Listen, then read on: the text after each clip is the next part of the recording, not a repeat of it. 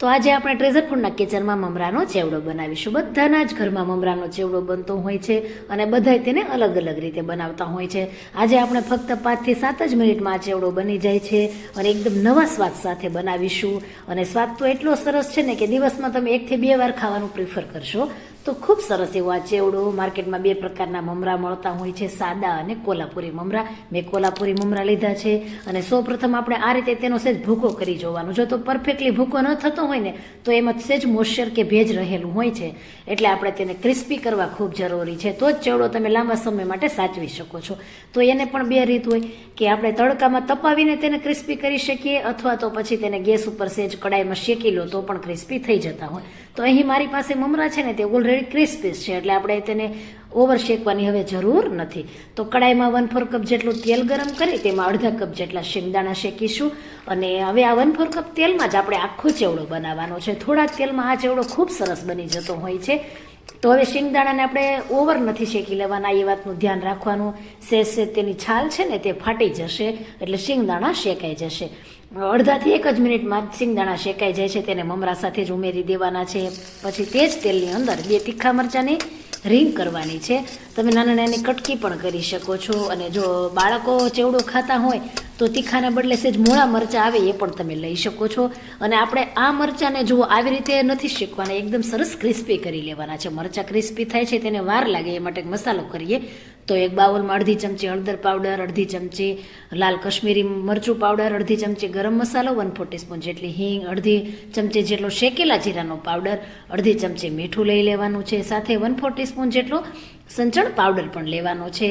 અને અડધી ચમચીથી થોડો ઓછો એટલો અધકચરો વાટેલો મરીનો ભૂકો લઈ લેવાનો છે. એક મોટી ચમચી દળેલી ખાંડ લઈ લેવાની છે. અને બધું હવે સરસ રીતે મિક્સ કરી દેશું.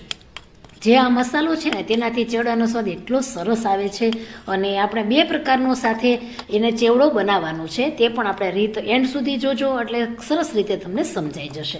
હવે થોડો એવો કલર મને ફરીથી ફીકો લાગ્યો છે જ મસાલાનો, એટલે અડધાથી થોડો ઓછો એટલો કશ્મીરી મરચું પાવડર ફરીથી મિક્સ કરી દેશું. હવે મસાલાને સાઈડમાં મૂકીને જોઈએ તો મરચાં છે જે આપણા એકદમ સરસ ક્રિસ્પી થઈ ગયા છે, તેનો કલર પણ ચેન્જ થઈ ગયો છે, તમે જોઈ શકો છો. અને સરસ રીતે તે હવે ફ્રાય થઈ ગયા છે. ત્યાર પછી આપણે એક મોટી ચમચી જેટલી વરિયાળી ઉમેરી દેશું. સાથે 3 ટેબલ સ્પૂન જેટલા સફેદ તલ પણ ઉમેરી દેવાના છે. અને હવે તેને આપણે થોડી વાર માટે શેકીશું.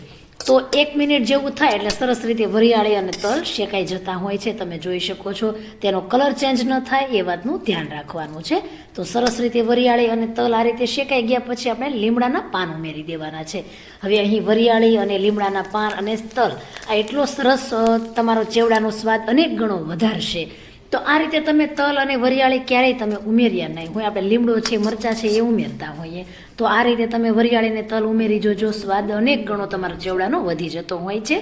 તો આ વાતનું ધ્યાન રાખવાનું છે. હવે ગેસની ફ્લેમ બંધ કરીને આપણે મસાલો ઉમેરી દઈશું. અને મસાલાને આપણે ગેસ બંધ કર્યા પછી ઉમેરવાથી તે મસાલા એક પણ બળશે નહીં, તેનું તમારે જોજો. અને કલર પણ એટલો સરસ ચેવડાનો નિખરીને આવશે. અને જો ગેસ ચાલુ રહી જાય ને તો મસાલા બળી જાય અને કલર પણ ચેવડાનો ડલ પડી જતો હોય છે. અને ગેસની ફ્લેમ પણ મેં અત્યારે બંધ જ કરી દીધી છે.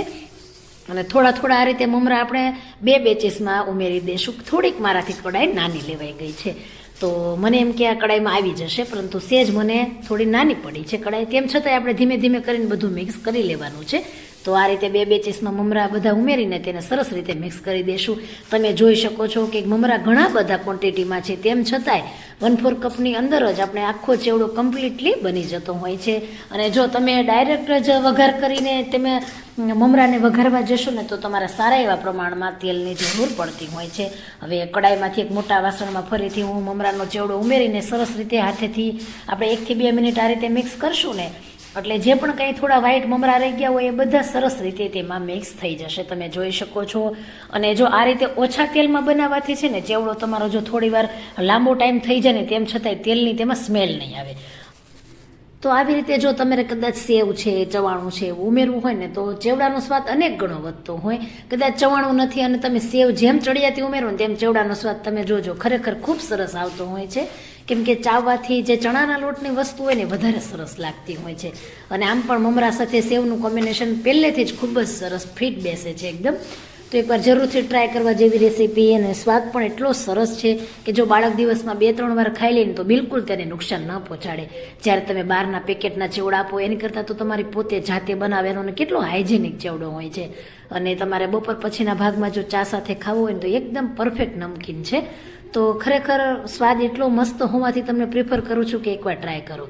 અને રેસીપી ગમે તો લાઇક અને કમેન્ટ આપી શેર કરવાનું નથી ભૂલવાનું. અને ચેનલને સબસ્ક્રાઈબ ન કરી હોય તો સબસ્ક્રાઈબ કરી ઓલ બેલ બટન ઉપર ક્લિક કરજો, જેથી બધી જ મારી નવી રેસીપીના નોટિફિકેશન તમારા સુધી રેગ્યુલર પહોંચતા રહે. અને ચેવડો કેવો લાગ્યો છે જરૂરથી મને કોમેન્ટમાં કહેજો. ફરી મળીશું. આવજો. જય શ્રી કૃષ્ણ.